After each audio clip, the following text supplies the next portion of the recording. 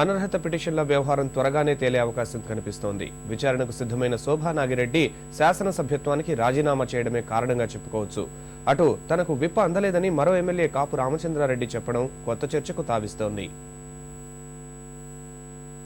శాసనసభ్యుల అనర్హత పిటిషన్లపై ఎలాంటి న్యాయపరమైన చిక్కులు ఎదురుకాకుండా పరిష్కరించాలని సభాపతి భావిస్తున్నారు. ఇందులో భాగంగా సభ్యులకు తగినంత సమయం ఇస్తూ నోటీసులు జారీ చేశారు. కాంగ్రెస్ కు చెందిన 16 మంది ఎమ్మెల్యేల వ్యవహారంలో ఎలాంటి ఇబ్బందులు లేకుండా ప్రజారాజ్యం సభ్యురాలు శోభా నాగిరెడ్డిపై దాఖలైన పిటిషన్ వ్యవహారమే కొంత చర్చనీయాంశమైంది.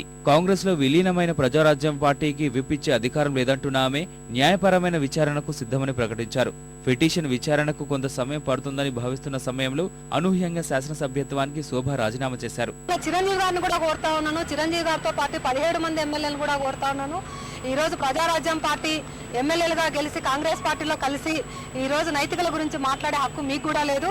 మీరు కూడా రాజీనామా చేసి కాంగ్రెస్ పార్టీ సింబల్ మీద అదేవిధంగా సోనియా గాంధీ గారి నాయకత్వము, కిరణ్ కుమార్ రెడ్డి గారి నాయకత్వంతో వస్తారో మీరు కూడా కాంగ్రెస్ పార్టీ సింబల్ మీదనే మీరు కూడా ప్రజల్లోకి వెళ్లి ప్రజల విశ్వాసం పొందాలని చెప్పి కోరుతా ఉన్నాను. శోభా నాగిరెడ్డి రాజీనామాతో విచారణ లేకుండానే నిర్ణయం తీసుకునే వెసులుబాటు సభాపతికి లభించింది. అయితే ఎలాంటి చిక్కులు లేవని భావిస్తున్న కాంగ్రెస్ ఎమ్మెల్యేల వ్యవహారంలో కాపు రామచంద్రారెడ్డి ఉదంతం కొంత చర్చను లేవనెత్తింది. అందరి సమక్షంలో విప్ ధిక్కరించినందున త్వరగా వేటు వేయాలంటూ 12 మంది ఎమ్మెల్యేలు సోమవారం సభాపతికి లిఖితపూర్వక వివరణ ఇచ్చారు. కాపు మాత్రం తనకు విప్ అందలేదని అంటున్నారు. నాకు విప్ అందలేదండి. నేను అడిగింది ఈ డిస్క్వాలిఫికేషన్ పిటిషన్ సైన్డ్ కాపీ ఇమ్మన్నాను, జిరాక్స్ ఇచ్చారు, వాళ్ళు ఇస్తలేరు. స్పీకర్ గారు కలవాలంటే ఆయన ఊర్లో లేడు, అంతే. అధికార పార్టీ మాత్రం రామచంద్రారెడ్డికి విప్ అందిందని సాక్ష్యాలు ఉన్నాయని అంటోంది.